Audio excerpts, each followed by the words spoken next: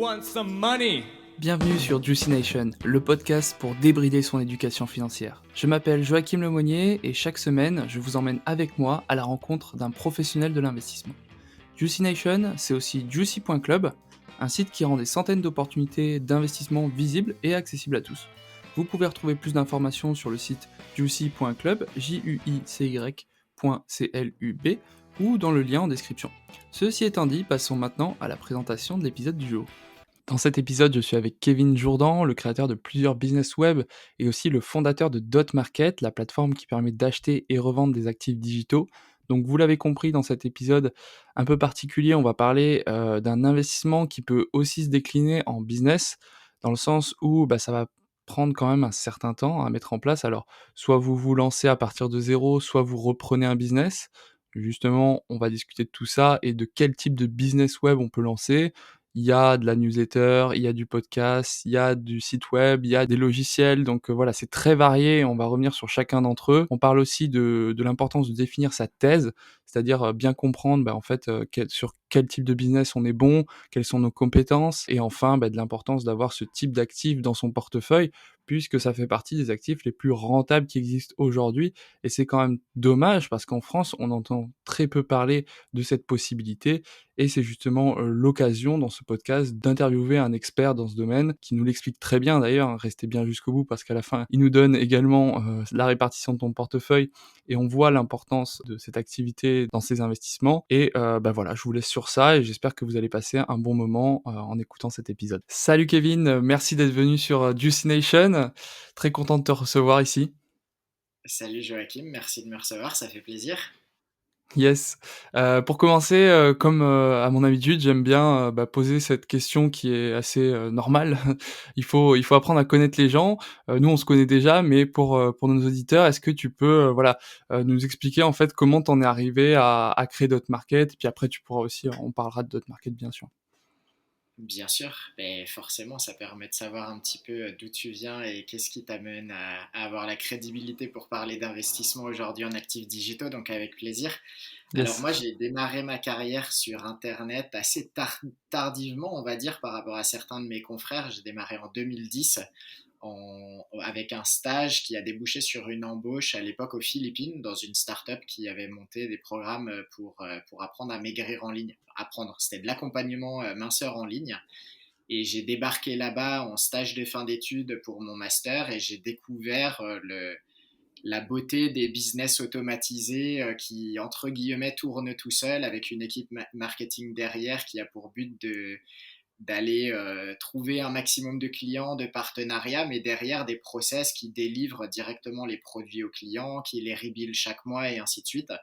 Et pour un mec comme moi qui savait pas trop quoi faire de sa carrière et de sa vie, ça a été un peu la révélation. Je me suis dit, tiens, ça correspond bien à mon profil, ça de bosser derrière un ordi. Donc j'ai commencé là-bas. J'ai très vite rejoint l'équipe spécialisée en affiliation. Donc l'affiliation, principe Ouais.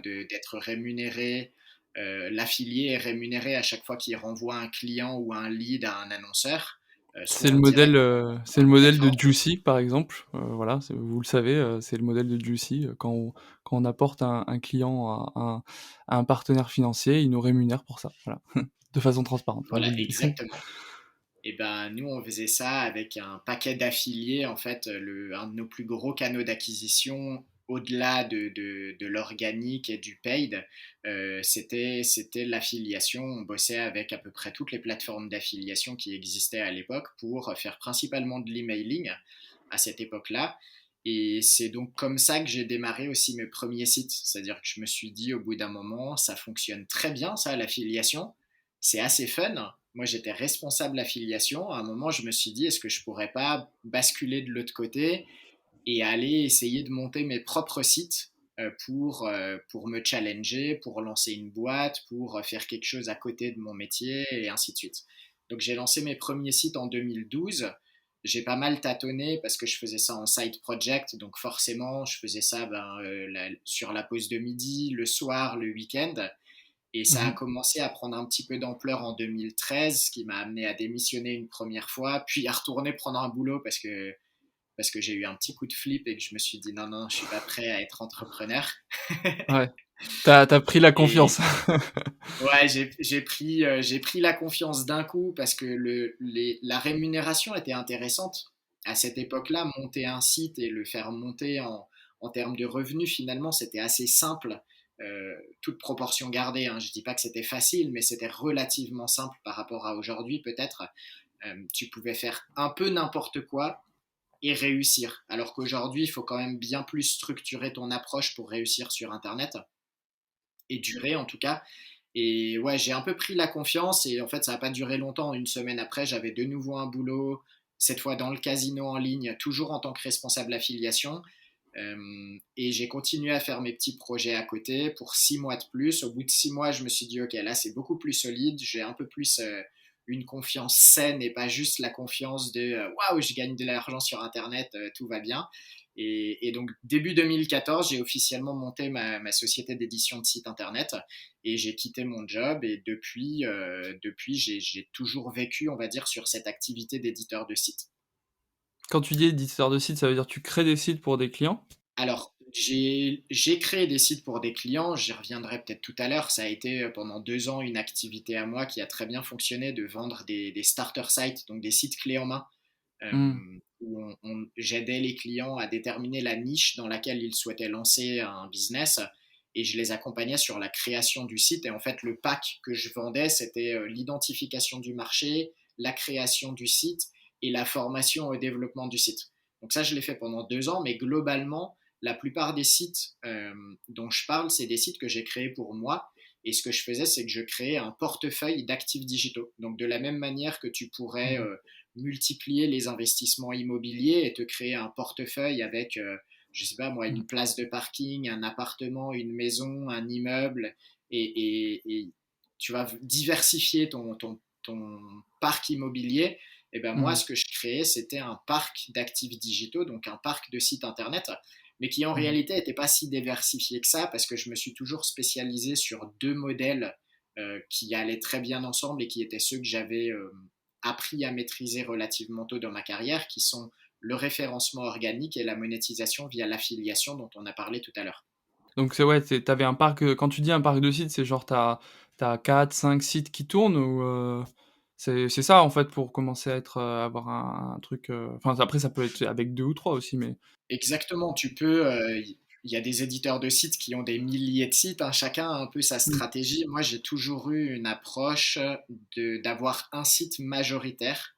Et quand je dis mmh, majoritaire, c'est que dans le domaine, on parle de sites de niche et de sites d'autorité, pour faire une petite distinction. Et les sites de OK. niche, c'est des sites qui vont être très nichés, mais en réalité, souvent, le biais, c'est que tu associes site de niche à petit site. Donc Mmh. globalement, moi, ce que j'essayais de faire, c'est d'avoir plusieurs petits sites qui vont générer quelques centaines d'euros par mois, par exemple, dans des niches vraiment très, très ciblées, avec un Genre potentiel de la pêche? croissance relativement limité. Voilà, par exemple. Mais tu peux faire un site d'autorité sur la pêche. Là, tu peux devenir vraiment Ah OK. l'autorité absolue Tu sur la peux tu pêche. peux redevenir la référence numéro un de l'achat d'équipements de pêche, en France quoi, par exemple? Exactement. Exactement. Par contre, vraiment un petit site de niche, ça serait par exemple un comparateur de canne à pêche où tu renvoies que sur Amazon. Et tu vois, là, ton site, ça sera pas un site d'autorité, ça sera un petit site de niche sur les cannes à pêche. Bon, voilà. Mmh. Et donc, moi, ce que j'ai fait, c'est que j'ai au début multiplié les petits sites de niche comme ça. Et puis ensuite, je me suis rendu compte que c'était tout autant de travail d'essayer de multiplier les petites créations, alors que je pouvais essayer de tout regrouper sur un gros site qui deviendrait une sorte d'autorité dans sa thématique et qui, au lieu d'avoir 5 ou 10 sites à gérer, donc en termes de technique, en termes de link building, en termes de création de contenu, faire tout ça sur un site, pouvoir regrouper toutes les forces sur un site, donc un peu aussi tous tes œufs dans le même panier, on y reviendra peut-être tout à l'heure. Mmh. Euh, mais par contre, c'est un site, bah, tu vois, au lieu d'en avoir 20 qui généraient 200, 300, 500 euros par mois, c'est un site qui, à un moment donné, est monté à 500 000 visites par mois et plus de 10 000 euros de revenus par mois Mmh. sur un site. Ouais. Après c'est un Voilà. peu, j'imagine c'est un peu la loi de Pareto aussi là-dedans, c'est tu tu as un site qui va générer, 80 des revenus et tu as d'autres petits sites qui vont générer les autres 20. C'est-à-dire qu'il y en a toujours un qui va prendre un peu le dessus, en termes de revenus, sûrement? C'est exactement ça. En plus tu te focalises sur un site, plus il a des chances de grossir. Plus tu as de sites, plus c'est difficile de tous les gérer, à part si tu montes une équipe. Moi, j'ai longtemps bossé tout seul, donc forcément, je ne pouvais pas mettre mon énergie sur tous les sites. Et donc, j'ai toujours eu cette approche d'avoir une très grosse loi de Pareto avec un site qui génère 80-90% de mes revenus, et ensuite des petits sites qui étaient là un peu en backup, où je me disais, bah, c'est pas grave, si un jour j'ai un accident avec le gros site, ce qui finalement est arrivé, parce que je m'étais lancé dans la santé et qu'en 2018, il y a eu Google a tout changé sur la thématique santé, à juste titre, hein, pour protéger justement les utilisateurs et éliminer les sites qui, comme le mien, n'avaient pas forcément assez de crédibilité, assez de backup médical pour être référencé sur les requêtes médicales. Donc ça a Mmh. été un peu le tremblement de terre et le cataclysme pour tous les sites dans la santé. Et là, bah, ouais, à l'époque, j'ai perdu ce site divisé par 10 du jour au lendemain. Et ça m'a amené, mais quelque part, ça a été un peu le début de Dot Market, parce que c'est à cette époque-là où je me suis dit, OK, j'ai un peu fait le tour de la création de sites. Ça m'a quand même mis une Mmh. bonne claque de me faire dégommer un site comme ça sur lequel j'avais mis beaucoup d'années, de temps, d'argent. J'avais commencé à recruter une équipe. J'avais commencé à bosser avec des rédacteurs, des professionnels de la santé, justement. Mais je suis pas allé assez vite. Je suis pas devenu un média référent assez vite. Et donc, j'ai été pris dans la vague des sites jugés pas assez qualitatifs par Google à l'époque. Et à cette époque, je me suis dit, OK, bon, je me suis bien amusé, j'ai bien monté des sites. Je vais peut-être pas recommencer de zéro les prochains sites, je vais plutôt les acheter. OK. Ça me fera gagner du temps. J'ai du capital. Plutôt que de commencer de zéro et de patienter des mois et des mois que ça démarre et puis des mois et des mois que ça atteigne un chiffre intéressant, je vais plutôt en racheter. Et donc, on a commencé avec mon associé sur une autre société en France d'édition de sites à racheter un premier site, puis un deuxième. Moi, j'en ai racheté aussi des petits. J'ai réussi à faire des jolis flips, comme on dit, des rachats, euh, de la croissance et puis de la revente par la suite. Achat-revente, quoi. C'est un peu comme l'activité de marchand de biens si on recompare avec l'immobilier, c'est quelqu'un qui va acheter, retaper et revendre, quoi. Et là, tu fais pareil avec les Exactement. sites? C'est exactement ça. Et si tu veux comparer le métier qu'on fait aujourd'hui, bah, c'est ce qui m'a amené à un moment donné à me dire il y a peut-être un besoin pour consolider, sécuriser cette action d'achat de sites ou de vente de sites. Et du coup, on a monté Dot Market avec l'ambition de faire le même travail qu'un agent immobilier, mais pour les business digitaux. Donc à l'époque, j'ai d'abord proposé à une plateforme américaine qui le fait très bien, qui fait des centaines de millions d'euros de deals par an, de monter une franchise en France. Ils m'ont donné une fin de non-recevoir parce que le marché français ne les intéressait pas du tout. Donc il m'a fallu un peu de temps pour monter ma propre plateforme, mais c'est chose faite depuis début 2020 officiellement avec le nom Dot Market. On avait lancé quelques mois avant en bêta pour tester le marché, mais officiellement on est lancé depuis début 2020. Et donc on se positionne réellement sur ce marché qui est de dire, bah, il y a beaucoup d'éditeurs de sites, mais d'actifs digitaux de manière générale, sites internet, sites e-commerce, contenu, SaaS, newsletter et ainsi de suite. Et on se positionne pour les accompagner sur le processus d'évaluation, de mise en vente, de sécurisation de la transaction auprès d'investisseurs en quête de ce type d'investissement. Trop cool. On va revenir sur justement ces différents types de business. Moi, je trouve ce que je trouvais intéressant dans justement la création de Dot Market, c'est qu'avant, tu es allé voir une référence, on va dire, sur cette activité. Tu lui as proposé d'ouvrir une franchise et ça me fait trop penser à l'histoire des fondateurs de Rocket Internet qui étaient allés voir eBay, au tout début pour leur dire: «Bon, bah, vas-y, on va ouvrir l'Allemagne pour vous» et ils avaient refusé et du coup, ils ont créé une copie d'eBay en Allemagne et eBay a dû racheter cette copie même pas 1 ou 2 ans, peut-être 3 ans plus tard, pour des millions de dollars. Et je te souhaite la même chose, honnêtement, Kevin. Ce serait vraiment marrant. Bah, tu sais que c'est souvent une discussion que j'ai eue avec des acteurs, d'ailleurs américains, souvent, qui ensuite m'ont posé la question en disant, mais concrètement, tu veux quoi? Tu veux juste te faire racheter par Empire Flippers? Et je leur disais, bah, bien sûr, pourquoi pas? C'est sûr, quand tu lances une plateforme qui est très calquée sur un modèle américain, tu peux pas ne pas avoir en tête qu'un jour, s'ils veulent conquérir l'Europe, et que tu es une place forte et que tu as un modèle qui est très similaire au leur, que tu as suivi les mêmes guidelines en termes de qualité, forcément, ils vont être intéressés. Après, j'ai fait un podcast il n'y a pas très longtemps, justement, avec un groupe d'investisseurs aux US qui me posait la question, mais ok, tu as juste copié Empire Flippers concrètement. Et je leur disais, bah, au début, oui, bien sûr. Au début, j'ai fait tout comme Empire Flippers. Mais très vite, on s'est rendu compte que tu peux pas faire juste copier un modèle américain et le ramener sur la France. Un exemple tout bête, au début, on demandait un dépôt de 10% pour débloquer les URL des dossiers qui étaient en vente. Ça fonctionne aux US parce qu'ils sont habitués à ce modèle-là, ils n'ont pas de limite sur l'Amex. En France, ça Mmh. ne fonctionne pas. Très vite, on a eu des acheteurs qui nous ont dit, mais moi, je ne mets pas 10%, même si c'est remboursable, pour accéder à de la data sur un site à vendre. Donc, on a Mmh. basculé et aujourd'hui, on fait signer une NDA et on demande une preuve de solvabilité.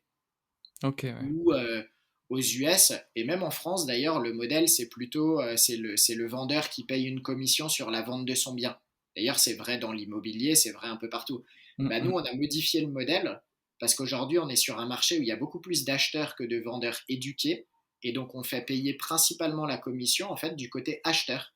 Et les OK. acheteurs sont ravis jusqu'à présent, hein, ça évoluera peut-être dans le futur, mais de payer cette commission justement pour avoir accès à des actifs qui ont été audités, validés, on leur a fait gagner du temps et on les a sécurisés sur les transactions. Et par Mmh. contre, du coup, on facture quasiment pas le vendeur parce que ça nous permet d'attirer des vendeurs qui sont séduits par l'idée de ne pas filer un pourcentage trop élevé de leur actif au moment de sa cession.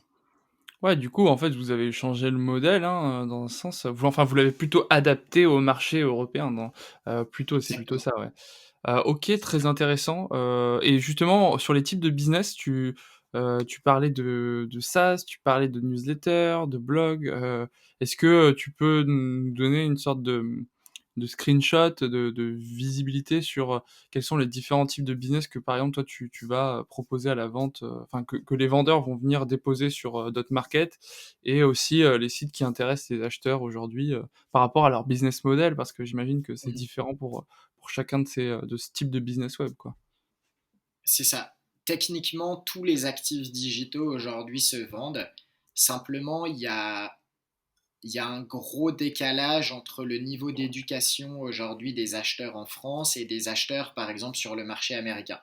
Aux États-Unis, tu vois aujourd'hui des podcasts se vendre, tu vois des Mmh. newsletters comme The Hustle se vendre à HubSpot pour 30 millions de dollars, ou bien Morning Brew se vendre à Insider Inc. pour des dizaines de millions de dollars aujourd'hui. Ça, en France, ça n'existe pas encore. Ou alors c'est en off et t'en entends pas vraiment parler. Mais techniquement, on a l'ambition sur Dotmarket de couvrir tous les actifs digitaux. Maintenant, aujourd'hui, la réalité, c'est que ce qui se vend le mieux, et ça c'est très lié à notre audience acheteuse, étant moi-même issu de l'édition de sites, je te l'ai dit, référencement affiliation ou référencement publicité, c'est là qu'on a très vite eu une crédibilité un peu accrue par rapport à certains autres types d'actifs. On a assez vite commencé à avoir de la crédibilité sur les sites e-commerce et dropshipping. En dropshipping, Mmh. attention, il y a énormément de déchets, mais il y a aussi des business en dropshipping qui sont très bien faits, qui sont bien Mmh. sourcés, qui sont bien référencés, qui sont bien travaillés avec de la marque et ainsi de suite. Donc il faut faire la part des choses. Donc dropshipping e-commerce, on a très vite gagné en crédibilité parce que c'est des actifs qui sont très recherchés et finalement assez bien compris par les acteurs du web. Les SaaS, c'est déjà plus compliqué. On en a un en vente à ce moment, on en a vu passer plusieurs. On n'a pas encore une database acheteuse de SaaS très établie. Et aujourd'hui, on n'a pas vraiment de database acheteuse de Amazon FBA, par exemple, de Business Amazon FBA. Alors juste, est-ce que tu peux expliquer ce que c'est qu'un SaaS, un Amazon FBA pour, les auditeurs qui sont pas de ce domaine-là? Ouais, bien sûr. Alors, un SaaS, concrètement, c'est plutôt un outil ou un service automatisé en ligne qui est souvent basé sur un modèle d'abonnement. Et tu vends finalement non plus un site internet, mais tu vends un site internet avec une technologie, une audience et un service ou un produit à délivrer à cette audience. Donc c'est en général des choses qui valent plus cher, mais qui sont plus compliquées à gérer, si je puis Mmh. me permettre. je peux pas faire vraiment des trop grosses Ouais. généralités parce qu'il y a des SaaS très simples à gérer, mais globalement, si tu prends un SaaS versus un site internet de contenu, il n'y a pas la même charge de travail, il n'y a pas la même C'est problématique pas de le même gestion. investissement au départ aussi, parce qu'un SaaS, il faut quand même créer la technologie, quoi. C'est-à-dire parce que, par exemple, si tu as un SaaS, pour, par exemple, délivrer tes podcasts. Admettons, moi j'utilise un SaaS, qui s'appelle Ocha pour délivrer mes podcasts. Bah, voilà, ils ont créé une technologie qui permet de se connecter à tous les, à tout ce qui est iTunes, Deezer, Spotify et cetera, YouTube aussi. Et du coup, je paye un abonnement tous les mois pour délivrer, alors moi, mon abonnement, par exemple, c'est moins de 5 heures d'enregistrement par mois et du coup, ça me permet de délivrer, voilà, sur tout ça et ça me fait gagner un temps fou. Par exemple, Exactement. ce SaaS, voilà, en fonction de son nombre d'utilisateurs, du marché et cetera qu'il vise, c'est vrai, bon, pour le coup, j'ai pas eu, il y a pas de commerciaux qui m'ont appelé et cetera, mais je suppose qu'il y a un support, voilà, il y a des gens qui sont là pour aider les utilisateurs si jamais ils ont des difficultés à connecter avec C'est ça. leur iTunes ou quoi, ils ont quand même, quelqu'un qui est là pour vendre, pour faire de la démo, donc forcément ça demande quand même une petite équipe, ouais, pour gérer tout ça. Exactement. Ouais, avec chacun son niveau de SaaS et de complexité de service client Mmh. derrière, mais en général, c'est c'est- c'est sûr qu'un SaaS va demander plus d'engagement, plus de technique, plus d'investissement initial ou plus de compétences tech, que ce soit code ou no code pour le lancer par rapport à un site internet qui reste quand même relativement basique en termes de gestion et c'est beaucoup plus accessible à tout le monde. Donc voilà pour les SaaS et après Ouais. Amazon FBA, c'est Fulfilled by Amazon. C'est une forme de e-commerce, mais où concrètement tous tes stocks sont stockés, gérés, envoyés par Amazon. Donc souvent, ce type de business, c'est sourcing en Chine, marque blanche, tu poses ta marque, tu fais envoyer tes stocks chez Amazon, ils gèrent les commandes et ainsi de suite. Et toi, ton métier, c'est de faire mieux référencer tes fiches sur Amazon. Donc ça, c'est des business OK. qui cartonnent aux US. En ce moment, il y a des très grosses levées de fonds qui se font avec une boîte comme Thrasio, par exemple. En France, enfin en Europe, tu as RazorX, tu as Elevate Brands. Enfin, tu as beaucoup de boîtes qui se lancent sur ce créneau de racheter ces marques parce que finalement, elles rachètent des sortes de DNVB. Elles rachètent C'est quoi? des DNVB, des boîtes très qui maîtrisent toute leur chaîne de production, mais qui sont très. Tu vois, tu rachètes par exemple une marque de caleçon, tu rachètes le slip Mmh. français. T'imagines, tu rachètes le slip français, Ouais, peut-être que les slips, alors là en l'occurrence ils sont faits en France, etc. Mais ouais. techniquement tu pourrais racheter une marque qui est très jolie, mais en fait tout leur système de production c'est fait en Chine, c'est ramené, c'est bien imprimé, c'est bien packagé, c'est Mmh. tout vendu sur Internet. Et racheter ce type de business pour des boîtes qui gèrent plein de business similaires, du coup, il y a des capacités de scaler, de mieux distribuer, de faire baisser les coûts qui sont assez énormes. Donc, c'est une grosse tendance en ce moment. Ça, on n'a pas du tout l'audience acheteuse pour l'instant. Donc, on travaille potentiellement avec des groupes d'investissement étrangers qui s'intéressent à ce type de rachat. Mais nous, c'est pas notre spécialité. Aujourd'hui, Dot Market, l'audience acheteuse, c'est site de contenu et site e-commerce à 90%. Et on espère, on travaille dans le futur à être capable d'écouler aussi des business type SaaS, newsletter, podcast et ainsi de suite pour devenir vraiment une référence sur la partie actifs digitaux plus globale. Et du coup, un business, du type, ouais, newsletter ou podcast, ça, c'est plutôt un business, de comment tu le qualifierais, par rapport à la difficulté de le mettre en place, et au type de revenus, que génère ce site? J'imagine, c'est publicitaire, C'est ça, alors c'est souvent publicitaire. Sur une newsletter, ça peut être un peu plus varié parce que tu peux faire du sponsoring, tu peux faire de la publicité, tu peux faire de l'affiliation, mais tu peux aussi plugger tes propres services et monétiser ça comme un site internet classique. Sur Mmh. le podcast, c'est du sponsoring, bien sûr. Tu peux faire de l'affiliation aussi, mais c'est plus compliqué parce qu'à l'oral, renvoyer, tu peux donner ton code promo et des choses comme ça, mais souvent c'est du sponsoring. C'est des Mmh. actifs qui ont le vent en poupe. En ce moment, les newsletters, tout le monde en parle. Euh, Avec notamment Johan Lopez qui a une très bonne newsletter qui s'appelle Snowball. Et ça Ouais. fait beaucoup buzzer parce que c'est un bel exemple de réussite sur le lancement d'une newsletter et avec un joli MRR en un an. il Ouais, fait par contre, il y en très a pas jolis 1000 posts. des newsletters comme ça qui marchent, c'est vraiment un Non, peu l'exception française, Yoann, Lopez, que j'apprécie, on aime exactement, beaucoup mais ce ça qu'il fait. inspire pas mal de gens à lancer leur newsletter et je pense que c'est bien, tu vois, entre Mmh, ça, puis les rachats de The Hustle, le rachat de Morning Brew, tu as une sorte de tendance, peut-être de bulle aussi, mais de tendance autour de la newsletter.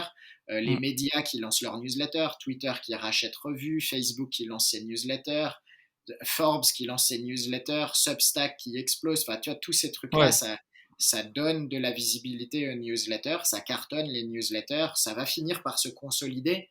Il va y avoir plein de créateurs et créatrices de newsletters qui vont abandonner parce qu'ils ne trouveront pas de modèle économique. Mais c'est une nouvelle forme de consommation du contenu qui est super intéressante et qui, pour moi, en tant qu'analyste d'actifs digitaux à forte valeur, fait partie des actifs qui aujourd'hui ont potentiellement le plus de potentiel de croissance, justement.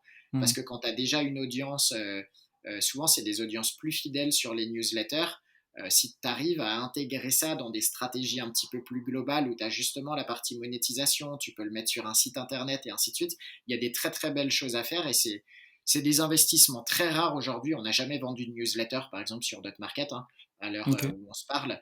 Euh, mais je suis assez persuadé que ça va venir et donc on travaille, nous, on prépare un petit peu le terrain avec des projets qui sont dédiés justement aux créateurs et créatrices Mmh. de newsletters. C'est pas le sujet d'aujourd'hui, mais c'est un sujet Ouais, qui mais nous intéresse beaucoup. c'est quand même un investissement. Mais après, par exemple, je me demande, tu vois, par exemple, admettons, ça je pense pas que ça sera le cas parce qu'au contraire, ses objectifs sont tout autres, même, au contraire, c'est d'aller plus loin que la newsletter. Mais si on reprend l'exemple de Yoann Lopez, si jamais demain il vient te voir, il te demande: «Ouais, vas-y, on met en vente, Snowball, sur Dotmarket».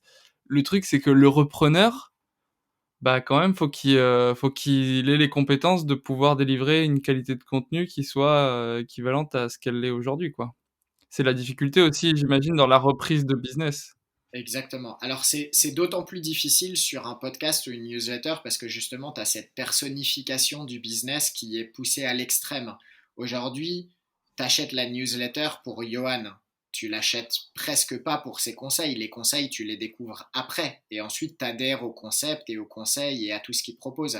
Mais à la base, son principal canal d'acquisition, c'est sa propre personne. D'ailleurs, il l'explique dans ses podcasts. Tout ce qu'il a lancé au début, c'est grâce à ses posts sur LinkedIn et ainsi de suite.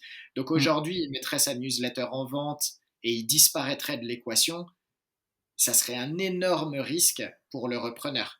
Mais mmh, des newsletters comme Morning Brew ou The Hustle, par exemple, qui sont les très grosses newsletters qui se sont vendues dernièrement, elles n'ont pas été.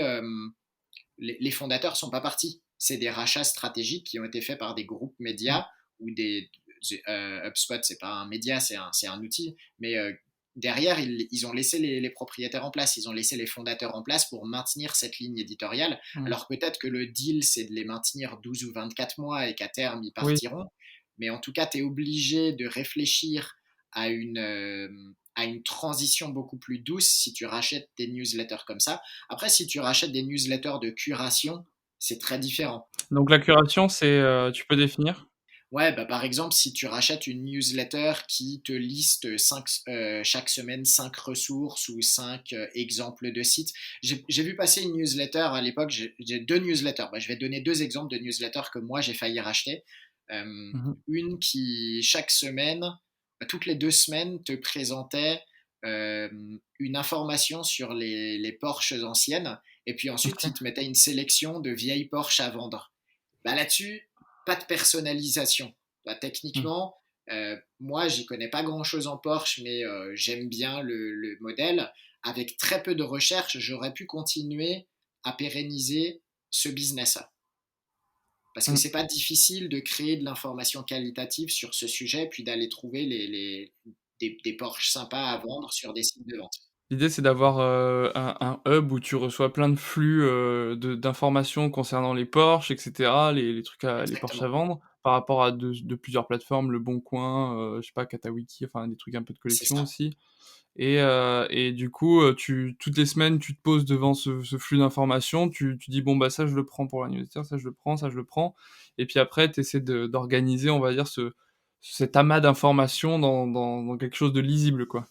Et du coup, ça te prend quoi? Ça te prend, 6 heures quoi, ça te prend 6 heures, toutes les 2 semaines, en gros. Genre peut-être un peu Ouais, moins, voilà, peut-être un peu peut-être même moins, parce qu'une fois que tu as bien rodé ton modèle, tu as peut-être 50 annonces d'avance et tu as juste à vérifier si elles sont toujours disponibles. Tu as tes 10 sujets, tu peux les faire rédiger par quelqu'un. D'ailleurs, tu peux sous-traiter à quelqu'un qui serait plus expert en Porsche que toi et qui te rédigerait des petites analyses sympas à publier.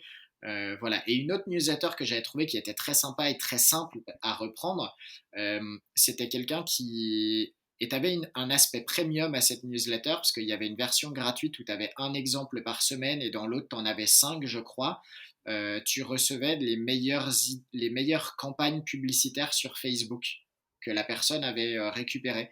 En fait, ça, tu as des outils aujourd'hui qui te permettent d'aller identifier les campagnes Facebook qui fonctionnent bien sur diverses thématiques, mmh. mais tout le monde n'a pas accès à ces campagnes payantes. Et c'était pas très difficile finalement de souscrire à cet outil, de faire une petite analyse. Il faut une expertise en publicité, hein, bien sûr, histoire de faire une analyse quand même qui est un peu cohérente. Mmh. Mais ensuite, tu pouvais simplement livrer aux créatifs, et donc l'audience, c'était surtout des créatifs ou des utilisateurs de Facebook Ads, pour leur Mmh. montrer des exemples de campagnes avec un petit peu d'analyse.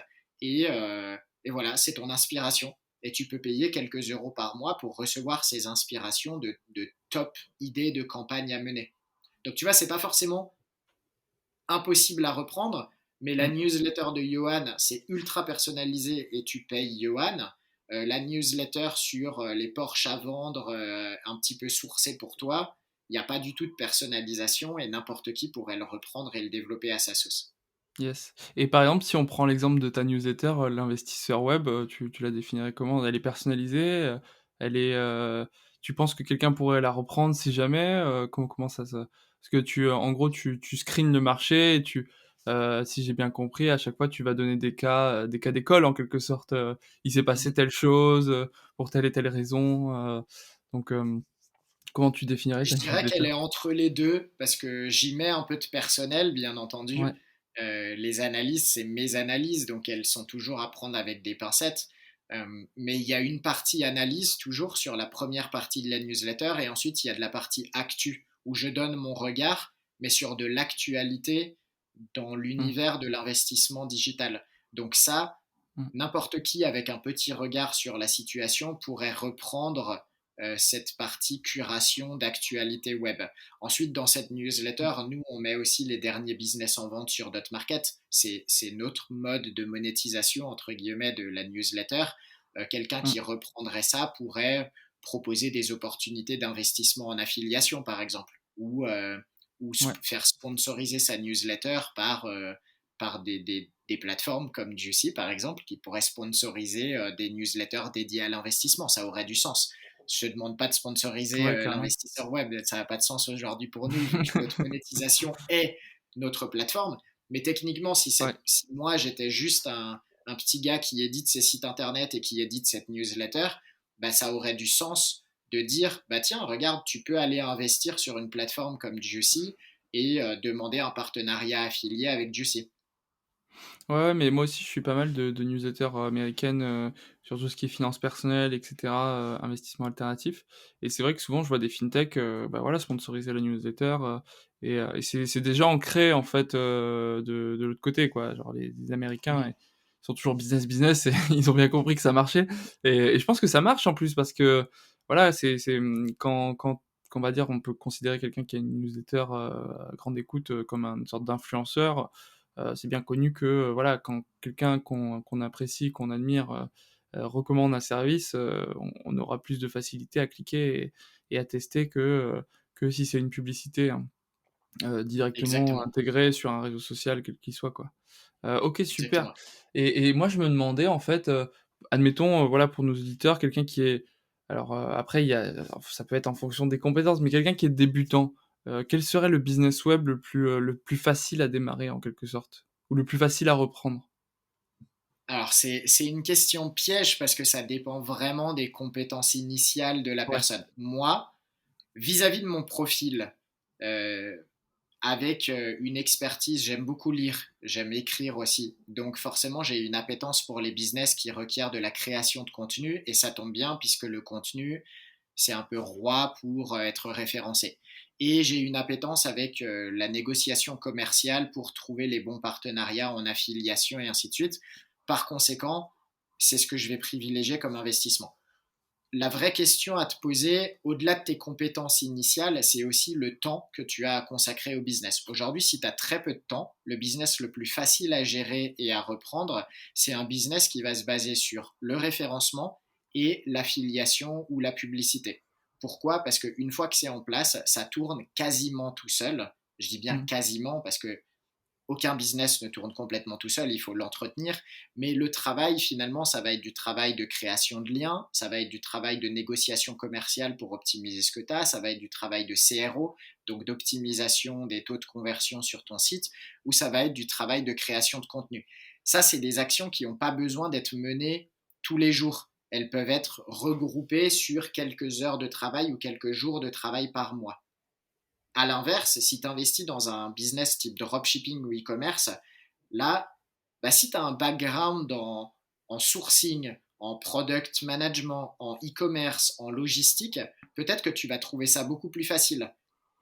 Par contre, c'est pas la même charge de travail. Un e-commerce, concrètement, c'est du travail tous les jours. Parce que si ton e-commerce fonctionne bien, tous les jours, il y a des commandes. Donc potentiellement, tous les jours, il faut les envoyer, il faut faire le service client, il faut gérer les partenariats avec les fournisseurs pour le réassort, et ainsi de suite. Donc, l'un n'est pas forcément plus dur que l'autre.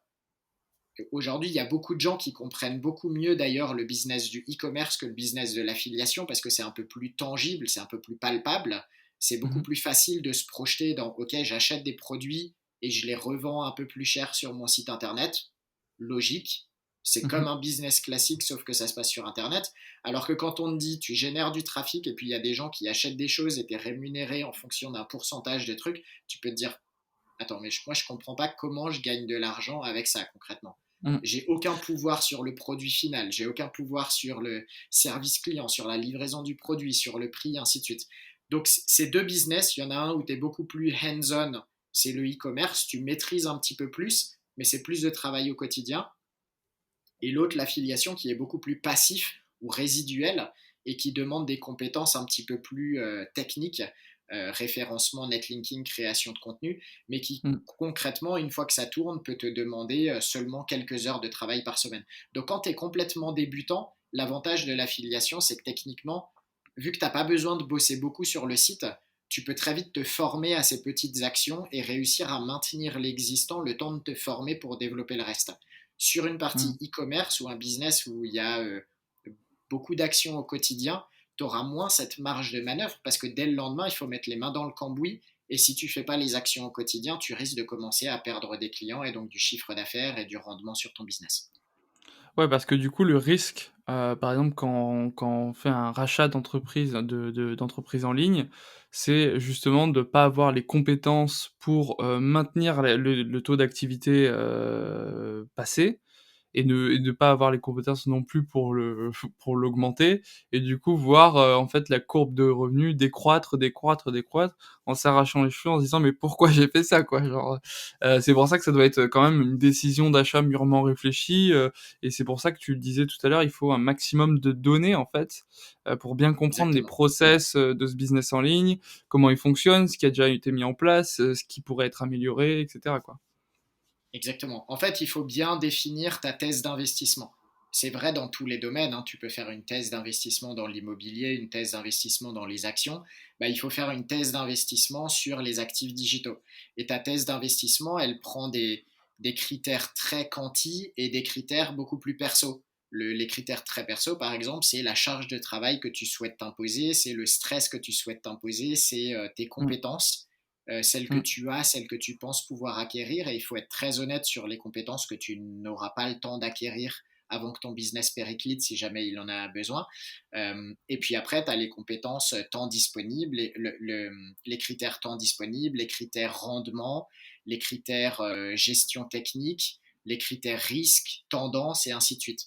Et bah moi, par exemple, tu vois, ma thèse d'investissement, pour te donner un exemple très précis, tu vois, pour clarifier un peu cette idée de thèse d'investissement qui peut être un peu flou, ma thèse d'investissement sur ma société d'édition de sites dans l'univers canin, j'ai une société d'édition de sites dédiée à l'univers canin en France, on achète uniquement des sites dans l'univers canin, déjà basique. Là, on ne va pas acheter des sites dans l'univers de la finance, puisqu'on est spécialisé dans l'univers canin.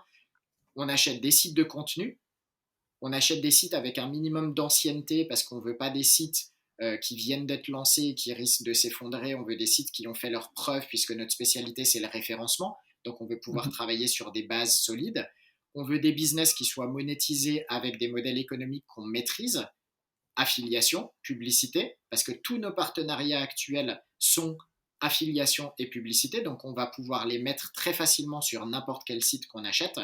Euh, et on a bien entendu un budget aussi et un multiple maximal qu'on est prêt à payer par rapport à ce qu'aujourd'hui on considère pertinent vis-à-vis de notre trésorerie, mais aussi vis-à-vis de comment on veut grossir. Donc notre thèse d'investissement, elle est très précise. Et il y a quelques semaines, par exemple, on ne l'a pas respectée. Pourquoi? Parce qu'on a vu un site qui était en vente à un tout petit prix, mais c'était un e-commerce. Et on s'est dit, franchement, c'est une trop bonne affaire pour la laisser passer. Écart, et au final, mauvais investissement. Mauvais investissement parce que on n'est pas spécialisé en e-commerce. C'est des compétences qu'on n'a pas. C'est du temps de travail qu'on n'a pas envie de mettre. C'est du service client qui nous a dépassé. Et au final, on est en train de retransformer ce site en site affilié. Alors, la chance, c'est qu'on l'a payé très peu cher. Donc, on va pouvoir encaisser la perte et revenir sur un rendement à 2 ans, 2 ans et demi, quelque chose comme ça. Mais normalement, c'est un site qui, si on avait continué l'activité e-commerce, on devait le rentabiliser en 1 an.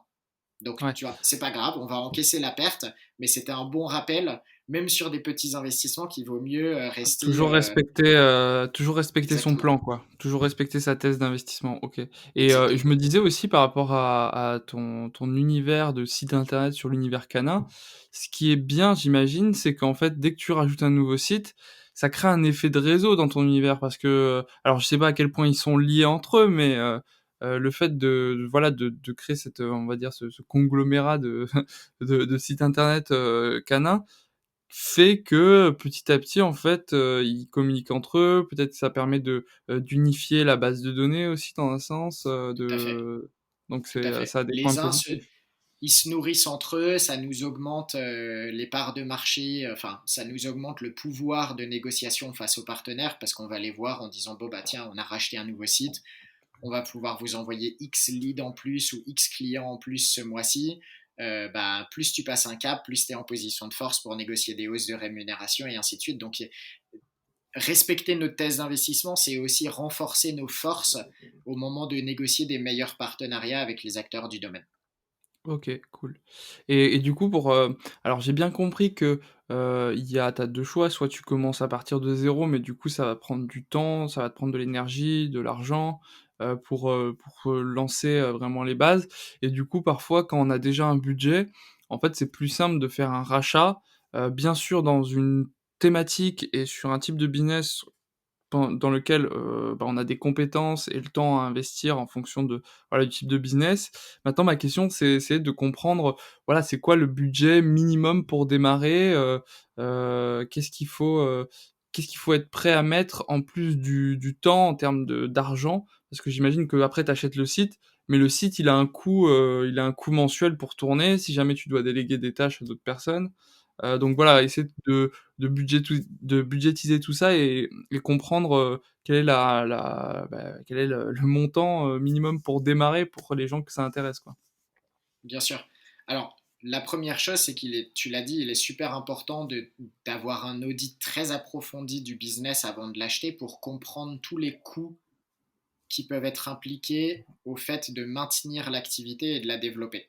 Donc, par exemple, sur un e-commerce, très souvent, tu vas tomber sur des petites annonces qui vont pas te préciser du réassort ou qui vont pas te préciser le coût du stockage ou le coût des publicités dépensées ou le coût des produits renvoyés. Donc ça, il faut bien l'avoir en tête et il faut bien penser à le demander si c'est pas affiché directement dans les dossiers de vente ou dans les informations fournies par un vendeur, parce que la plus grosse euh, mauvaise surprise qu'on puisse avoir en rachetant un business, c'est découvrir des coûts cachés qu'on n'avait pas anticipés pour maintenir l'existant.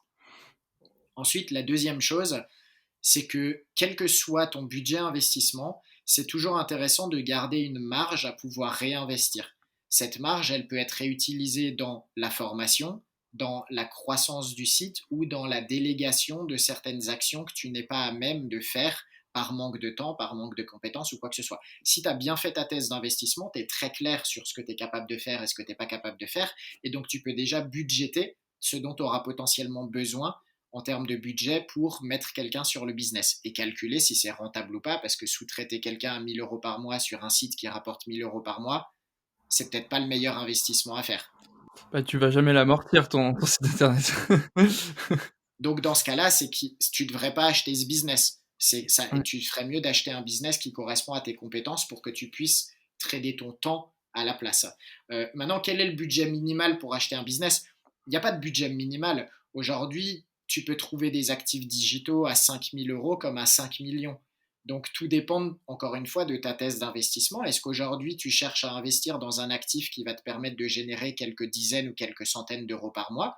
À ce moment-là, tu peux acheter des business entre quelques milliers et 20 000 euros. Il faut savoir que la valorisation basique, ça permettra de mieux comprendre pourquoi je dis ça.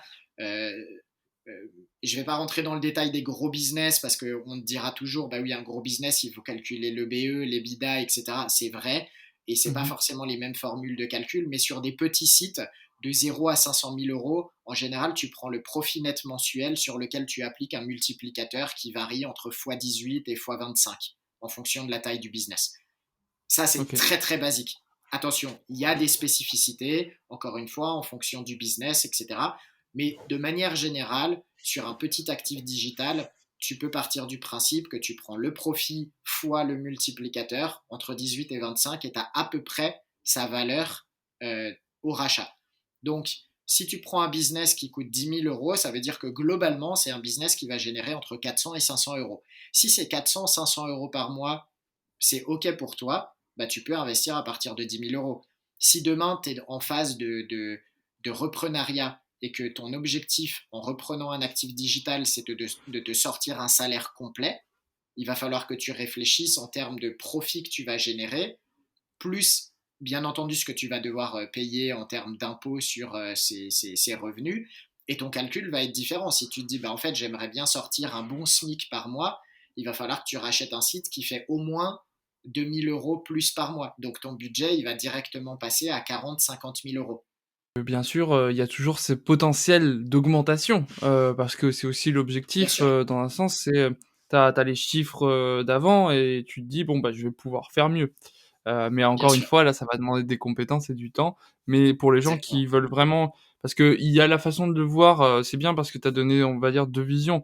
Il y a la façon de le voir comme étant, un investissement et du coup, tu sais que tu vas le rentabiliser au bout de 12 mois si, si le niveau de revenu se maintient au bout de 12 mois et qu'après les 12 mois, bah, le niveau de revenu est toujours à peu près le même, bah, tu sais qu'après les 12 premiers mois, bah, tout ce qui va rentrer, c'est, en gros, c'est la rentabilité de cet investissement. C'est ce que tu Mhm. vas pouvoir, dégager comme revenu complémentaire, suite à cet achat. C'est ça. Je précise juste, 12 mois, c'est très rare, hein. 12 mois, Oui. c'est que tu as Mmh. vraiment acheté en direct et tu as eu beaucoup de chance sur la négociation. C'est l'exemple que je donnais tout à l'heure avec le site qu'on a racheté, mais c'est pas du tout un cas euh, fréquent.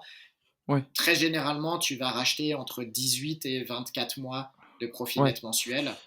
Après, Même encore une fois, je ne calcule pas là-dedans les impôts, la TVA, etc. ouais. Parce que c'est vraiment très précis en fonction de la structure juridique que tu utilises pour racheter. Mais globalement, Yes. effectivement, c'est l'idée. C'est tu rachètes avec soit un objectif d'investissement passif, c'est-à-dire que tu vas faire le strict minimum, donc réinvestir peut-être 10 ou 20% des revenus mensuels pour maintenir l'existant et avoir un revenu passif qui, au bout de 18-24 mois, se transforme en profit net, entre guillemets.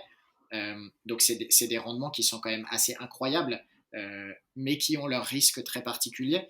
Sur ce type d'investissement, ça veut dire que tu es entre 40 et 60% de ROI annuel. Il n'y a aucun actif digital, enfin, il n'y a aucun actif, en fait, ou investissement aujourd'hui qui est capable de t'offrir ça, à part la crypto ou des actions start-up, éventuellement, tu vois.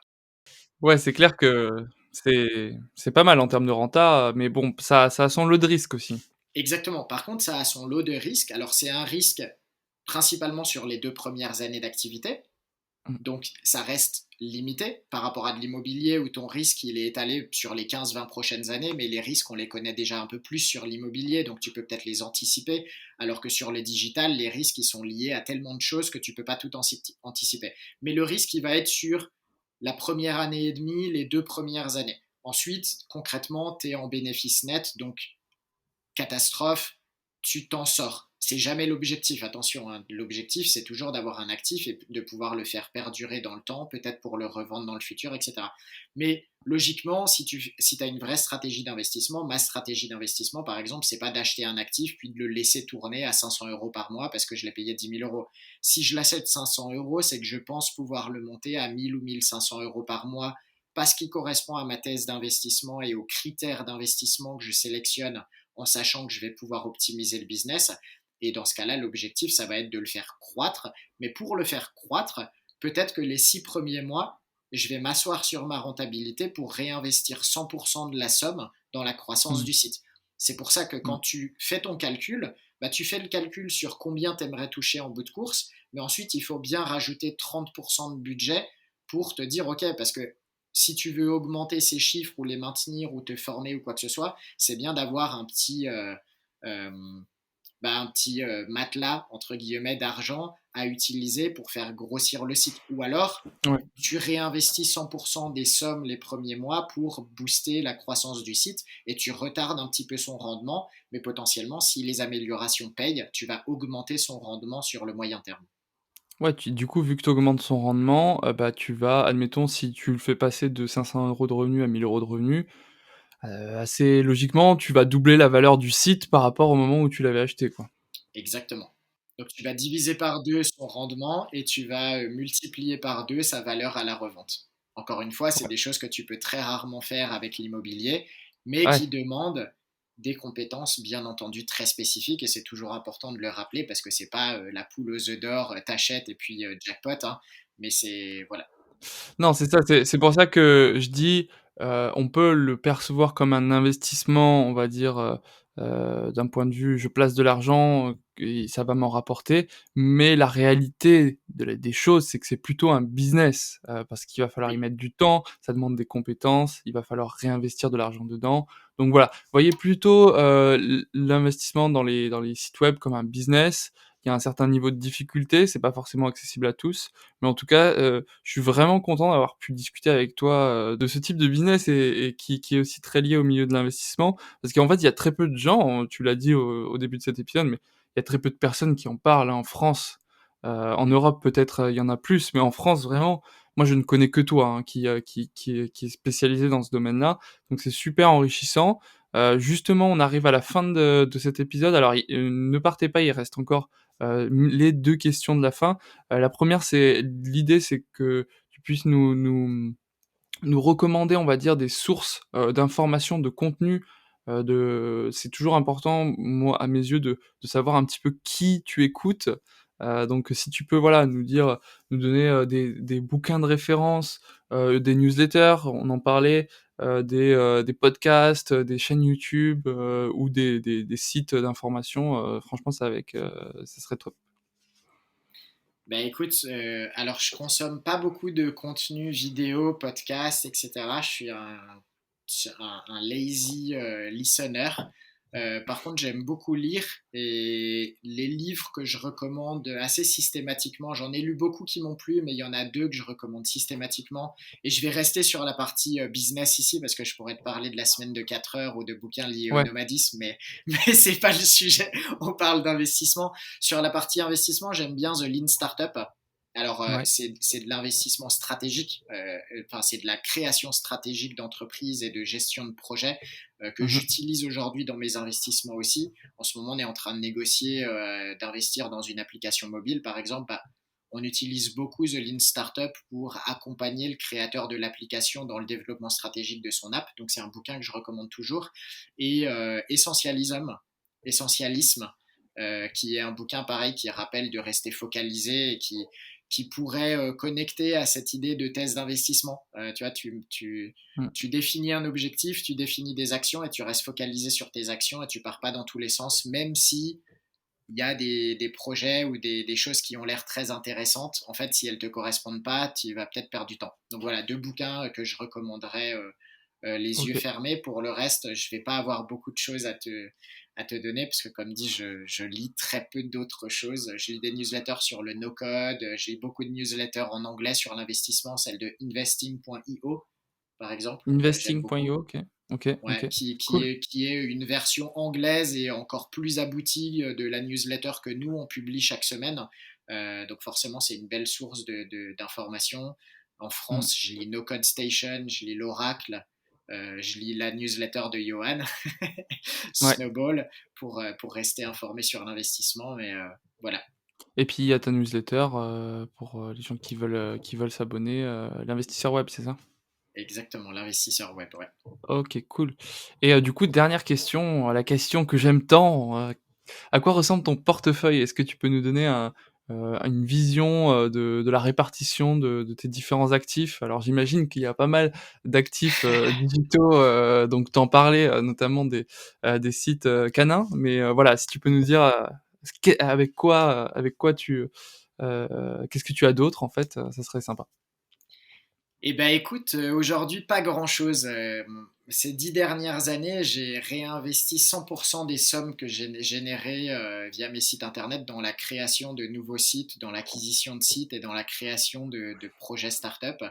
Je me suis beaucoup planté, mais globalement aujourd'hui, mon patrimoine, il est principalement dans 4 sociétés d'édition de sites internet ou une agence RP à Paris dans laquelle je suis associé. Donc j'ai beaucoup en fait investi soit dans mes propres sites, soit dans des startups qui font des activités qui contribuent à l'édition de mes sites internet. J'ai bien entendu beaucoup investi dans Dotmarket. Aujourd'hui, c'est une grosse partie Mmh. de mon patrimoine.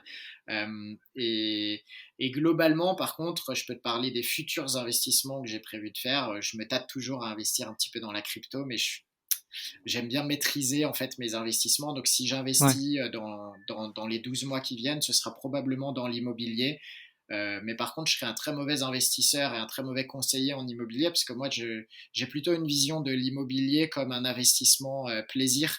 Donc j'investis dans un lieu qui me fera kiffer, et peu importe s'il est rentable ou pas, parce que la rentabilité, je l'attends vraiment de mes sites internet. Donc OK. je suis très auto-centré en fait sur l'investissement dans les choses que je maîtrise parfaitement, et j'investis globalement très peu dans des projets dans lesquels j'ai pas un vrai rôle à jouer pour influencer le sort de mon investissement. OK, c'est intéressant comme façon de faire, hein. Honnêtement, il faut de tout, hein, et je trouve que c'est pas si bête que ça parce qu'au final, si tu réinvestis, l'argent que tu gagnes grâce à tes business dans tes business, l'idée c'est on en discutait juste avant, c'est qu'ils génèrent plus d'argent et à un moment, je suppose que tu vas atteindre un objectif, un palier, qui te permettra de te dire: «Bon OK, c'est le moment de diversifier et d'aller vers d'autres business, d'autres investissements», notamment l'immobilier. Bon, l'immobilier plaisir, peut-être, une maison en bord de mer ou un chalet à la montagne, mais mais c'est super cool en tout cas et puis, moi j'ai juste envie de te dire,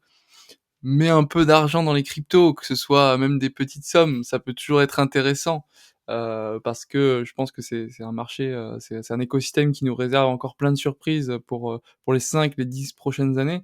Donc rien qu'en investissant, admettons même 50 ou 100 € tous les mois, hein, sur du bitcoin et d'Ethereum, c'est toujours ça de fait, hein, et comme ça, pas de Mais regrets. Heu, je suis pas mal les investissements qu'il y a sur Juicy, et il y en a un, vraiment, il faudra que je vous pose des questions d'ailleurs dessus, c'est l'investissement sur les chaînes truffiers.